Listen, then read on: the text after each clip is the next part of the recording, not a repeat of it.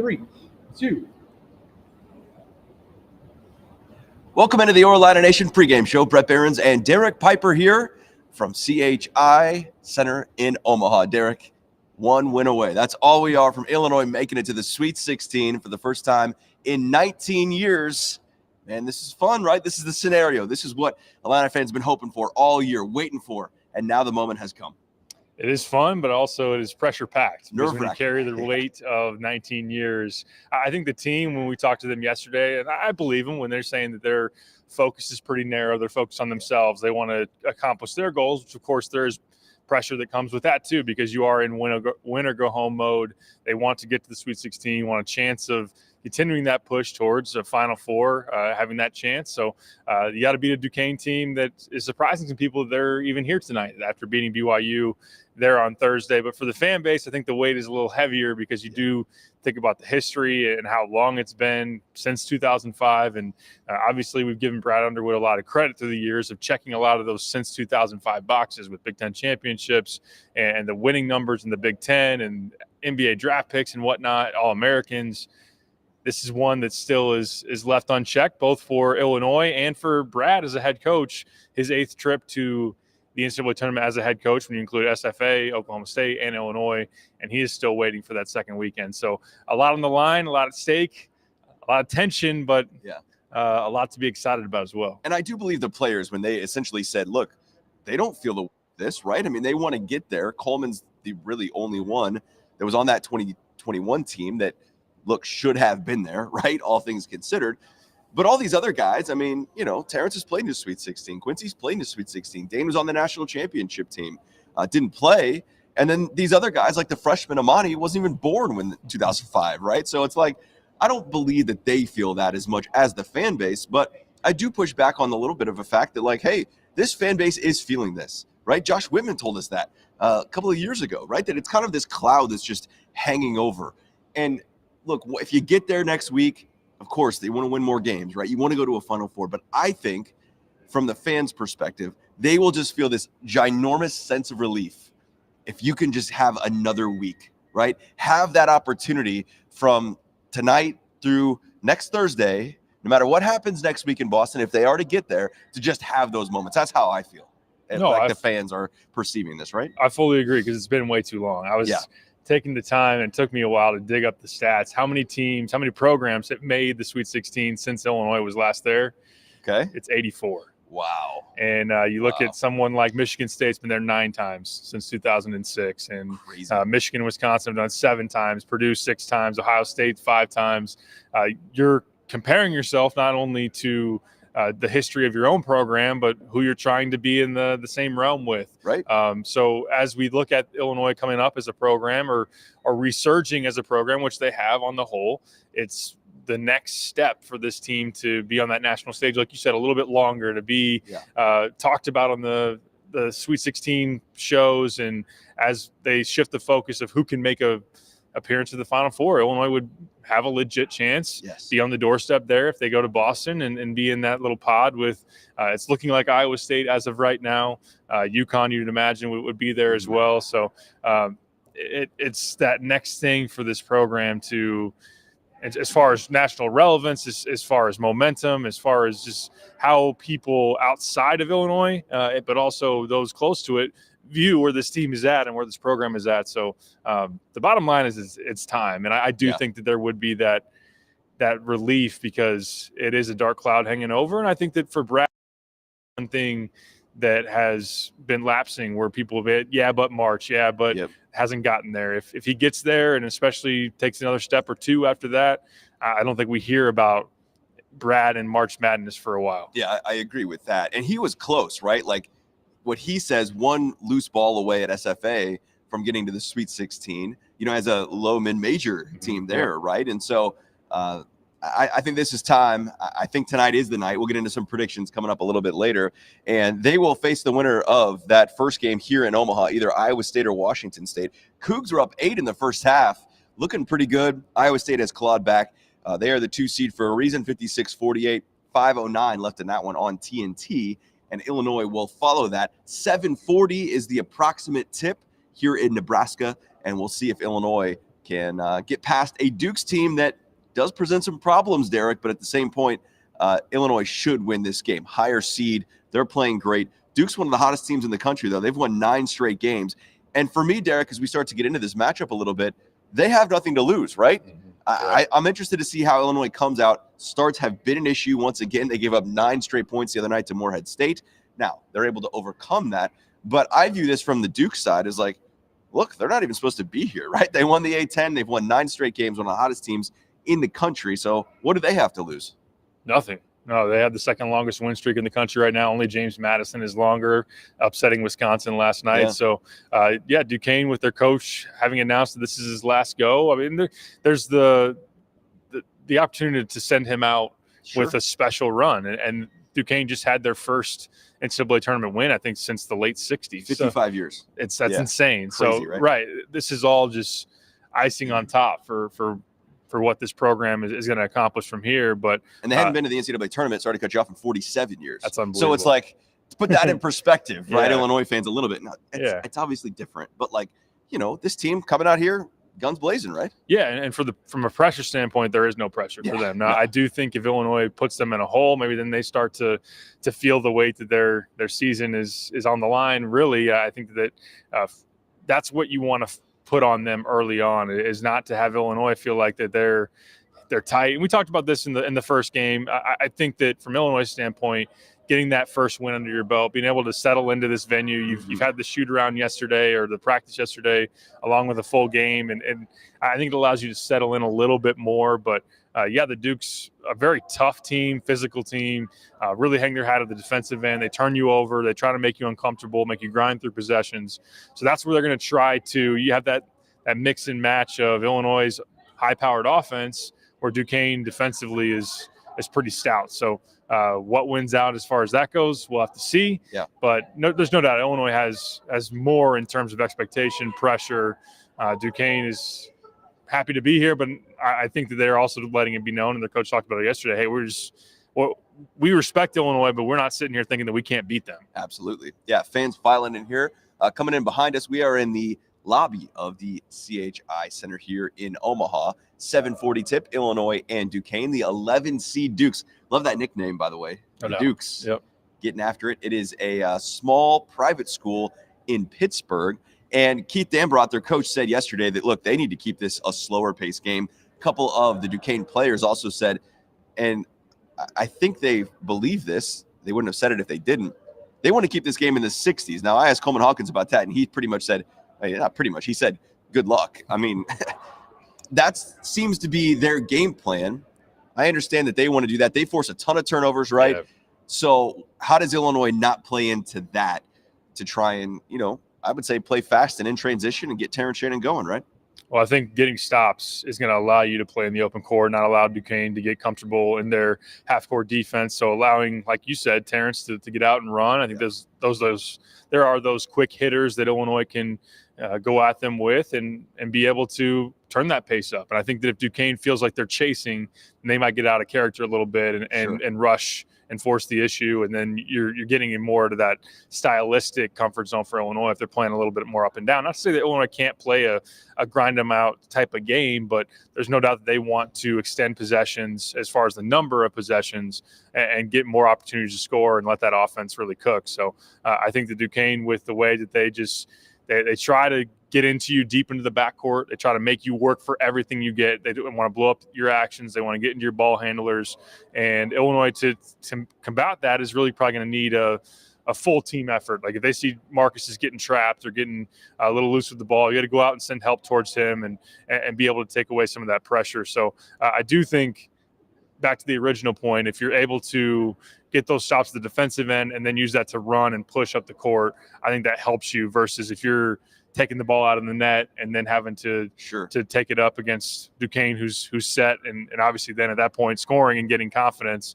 I think that would make it a harder task for Illinois. But I think that really for me, I'm looking at the 15 turnover range. I think for Illinois, if you're at or above that, I think you're probably in real trouble. If you're below that, then I feel like Duquesne's going to have too hard of a time living with the other results of Illinois' offense, getting shots, offensive rebounds, those type of things. They need to turn Illinois over at a high rate. Yeah. And it's no like shade against the A-10. It's just like Illinois in the Big Ten has way better athletes, right? Sure. Across the board. That's where I'm looking at too. And we can discuss a couple of names here of guys you're going to watch and some matchups. But like for me, Illinois' bench players, right? A Dane Danger, a Luke Goody, a Justin Harmon are probably just as good, if not better, than A-10 Duquesne starters, right? Like they finished middle of the pack in the A-10, had to make a run here in March to even get into the big dance, stole a bid, and now here they are. So I'm looking at Illinois' depth. With the bench has been great here as of late, right? Dane's playing fantastic basketball. He's got so much confidence right now, which is great to see that payoff. And he's had these moments, right? Like Illinois is not where they're at right now if it's not for Dane Danger in this play the last 2 to 3 weeks. There's no doubt. Yeah, a lot of confidence and just continues to up the ante of what he's bringing. And that was such a crazy run where they go on an 18-5 run there in the second half against Moorhead, and Dane scored 15 of those 18. Crazy. And just not only his ability with his back down game, but he was able to kind of face up his guy and cross him over, spin move, the run out in transition where Terrence hit him and he ran and threw down the dunk, and then just had that emotional response. I think there was a timeout right after that. The bench comes over and swarms him. So you feel happy for him. So a guy that's persisted, and we talked a lot about him for good reason over the last few weeks. And as you look at Duquesne, they don't have size that could probably really bother him. I know they, in terms of a shot blocker, their starting center is pretty good in terms of the shot blocking numbers, but he's 6'9", and he hasn't probably seen very many Dane Dangers, if any, there in the A-10. So I think that as Illinois looks at it, and Brad's had to, he talked about it yesterday, kind of recalibrate how he wants to play, because they've wanted a lot of shooters, a lot of spacing. Sure. But with Dane playing like this right now, they've got to roll with that as well. I think that Dane's forcing his hand to put him out there more, and he deserves it. He's not only started extend there, but defense too. It's not just his scoring. It's the way he's playing defense around the rim. And it gives them another layer, right? That versatility we've talked about that Illinois has had at different points in this season, whether that was Terrence going out and the offense getting better, right? At one point, him coming back in, having to adjust to that. So I think that versatility can only help this team, and Dane giving that extra layer is only positive in my eyes. And how they use that, though, comes back to Brad, right? Of course, in terms of, okay, well, can they positively put Dane in at the right time? Can you mix and match well enough to find that mix and gel on the court? All right, still a 9-point game here, 3:10 to go inside the arena here in Omaha. 59-50, Iowa State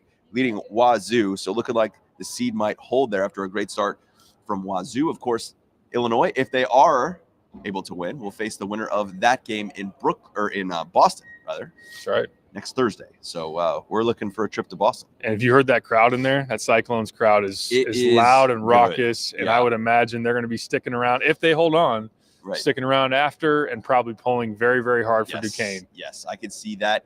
Kind of funny how that works, right? At these sites where you get the other game and maybe you stay around, or it's beforehand, right? And the team's fans, the opponents, rooting for that underdog because they want to see the other one in the next round, whatever that may be. Andy's here as well, and we were talking about if that would have been Drake, like the atmosphere in here would have been just fantastic, right? That wasn't the case. Wazoo beats Drake and is playing right now on TNT. Illinois coming up about 7:40 on TNT against this Duquesne squad. All right, a couple of guys for the Dukes that you're watching out for tonight, matchup-wise, for Illini fans to keep an eye on. I think really you focus on the backcourt, and you look at Jimmy Clark, who's top 10 in the country in steals. He's also their second leading scorer, 15 a game, leading assist guy.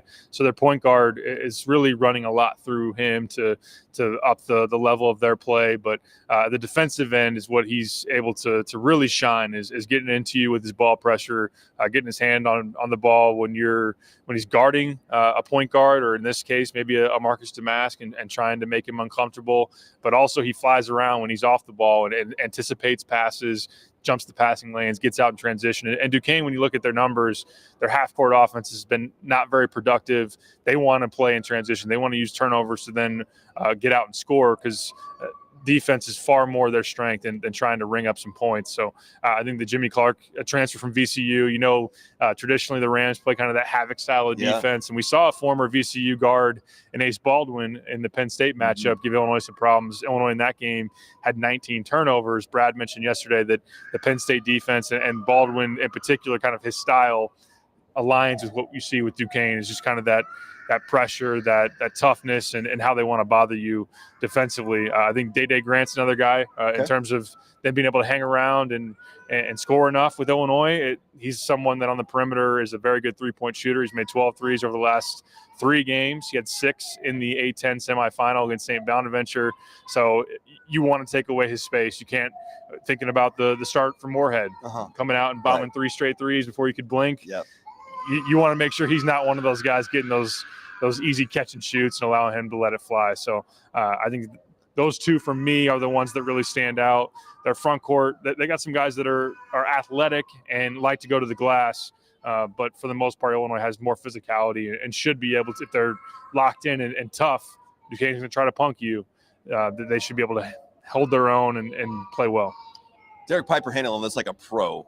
This just sounds like what it does at home. Right? Yeah, right, exactly. We're just right at home here in Omaha. You reach a point where it doesn't bother you as much. You just gotta zone in, right? Like, hey, nope, no big deal. Andy's getting nervous behind the camera. He's like, "What is that?" Yeah, no, yeah, right. Tears there for a Wazoo. Is that really a Wazoo fan? Oh man, I feel bad for the little guy. That little guy does not want to leave. But hey, we're in the zone here. We got 5 kids between us. That's just like, hey, just carry on. No big deal. It's all good. A few tears, a few screaming. There will be a lot more tears than that if Illinois falls tonight to Duquesne. Not from us, but from the fan base out there. And man.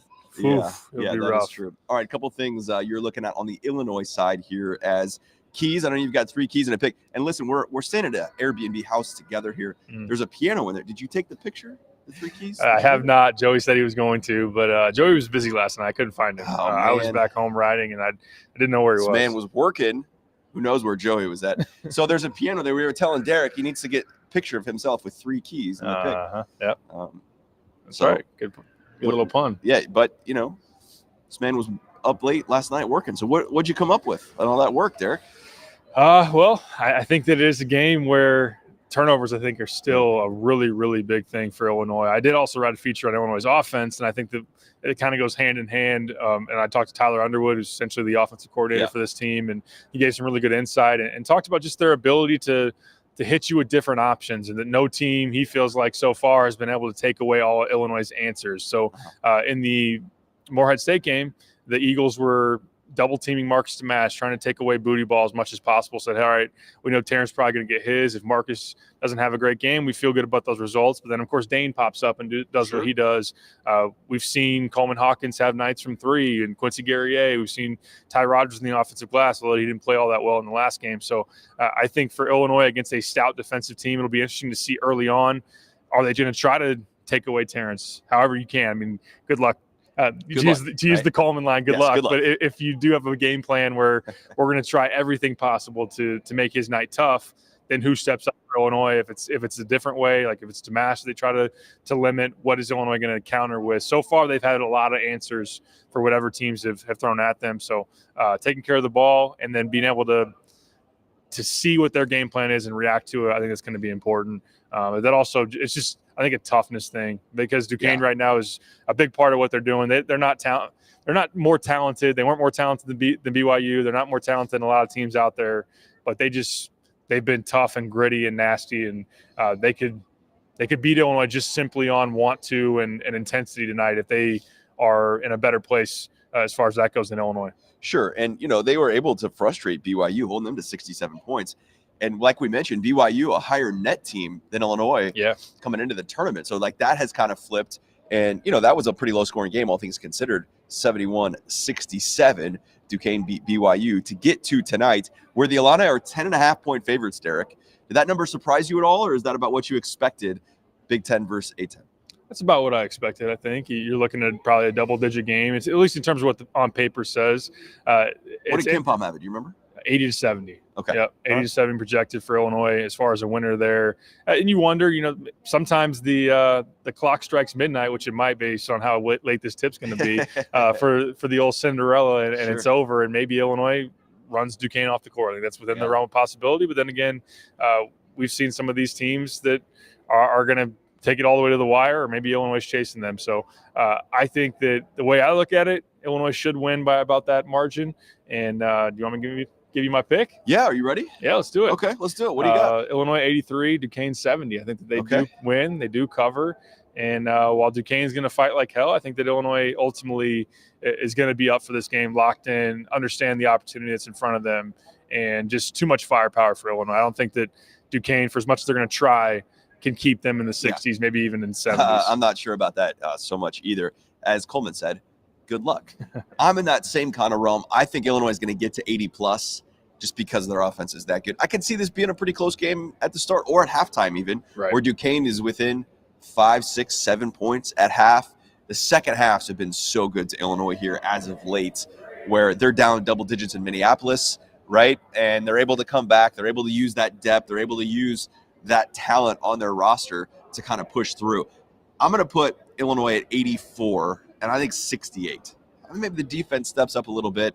Maybe Duquesne gets some buckets late. Maybe it's close at the start, right? Maybe this is a back and forth game. I could see Duquesne getting some of those turnovers, getting out in transition a little bit, Illinois. But I feel like if that's going to happen, if Duquesne is going to get Illinois out and running, like that only favors the Illini, right? If they're going to force up the pressure, they're going to maybe get some full court early. I wouldn't be surprised at that. Just, hey, look, they got nothing to lose. Go out and see what they can do. But I do think Illinois pulls away and gets that double-digit win and punches that ticket to Boston next week, Derek. I know the fan base getting anxious here as we are counting down till tip-off. There is just 10 seconds left in this Iowa State game, and the Cyclones are going to win. They are up 11 right now, 65-54, with 10 seconds left here in Omaha. So whoever wins this game between Illinois and Duquesne is going to see Iowa State and the 2 seed. And they're pretty loaded, right? Like they've got a lot of quality wins this season out of the Big 12. They definitely do. Another outstanding defensive team. Actually, Ken Palm says it's the best defense in the country. We look at the metrics. So that could be strength on strength, elite against elite in terms of Illinois' offense versus Iowa State's defense. They got good guard play. Tavian Lipsey's a first-team All-Big 12 guy at point guard. Curtis Jones has had a really good year for them too. And they're just one of those physical, try to punk you type of teams. And they ran Houston off the floor in the Big 12 title game. And we know Houston, the 1 seed in the NCAA tournament, how good they are. So Iowa State is playing well at the right time. This was really the region of conference tournament winners. You had Illinois, you had UConn, you had I know you also had Iowa State. Yep. And also Duquesne, 8-10. Duquesne, yeah. So like 4 conference champs there in one region. When I looked at this bracket, it came, I was like, and Auburn went down too. Yeah, Auburn goes down, but like that is a lot of talent in that East region. Yes. If you can come out of that, you're feeling very, very good. And that game just went final 67-56. So the Cyclones hold them to 56 points, man. And that is after Wazoo was up 8 in that first half. Yep. Offense was completely optional there the first, 12 minutes of that game, like before they started to get going a little bit before half. All right, so you got your offensive feature. I do. Up on Illini Inquirer. You got 3 keys and a pick. I do. Joey and Jeremy also writing, and you guys got a lot of words. A lot of words. What else you guys got up on the site? Joey wrote a feature on Luke Goody, who's really stepped up, and he's been a guy that you look at his career in postseason play has been someone that's answered the call, answered the bell. I know he's not maybe the most. Sometimes he's a little more unsung off the bench. He's not flashy. Yeah, he just hits threes. That's a good way to say it. And 3 and D without the D, right? Yeah, right. Like, no doubt. Even Joey got Coleman to say, like, yeah, his defense is good, which I thought was funny. Well, he does compete. He does rebound, but the threes are big. So he wrote about him. He also wrote about Dre Gibbs-Lawhorn after the first game, too. I know he's been someone that the fans have really loved on for stepping up and making 2 threes late in the first half. So we've had a lot of coverage. We'll have even more after this game. Hopefully a trip to Boston they'll be booking. I think we'll be on the flight together probably Tuesday night. Is that what it's looking like? Yeah, we'll see how that plays out. But we will see. One more win for Illini Nation. You are this close. The moment is almost here, 7:40. That game should tip off there about on time. Pretty close to that as this Iowa State game wrapping up. You can maybe hear some of the fans behind us, people coming out here from that game. And it's almost that time, Derek. Good stuff, man. All comes out of this for the Illini and that first trip to the Sweet 16 in 19 years. For Derek and Andy behind the camera, I'm Bret. Thanks so much for watching. Enjoy the game, everybody. 7:40 on TNT.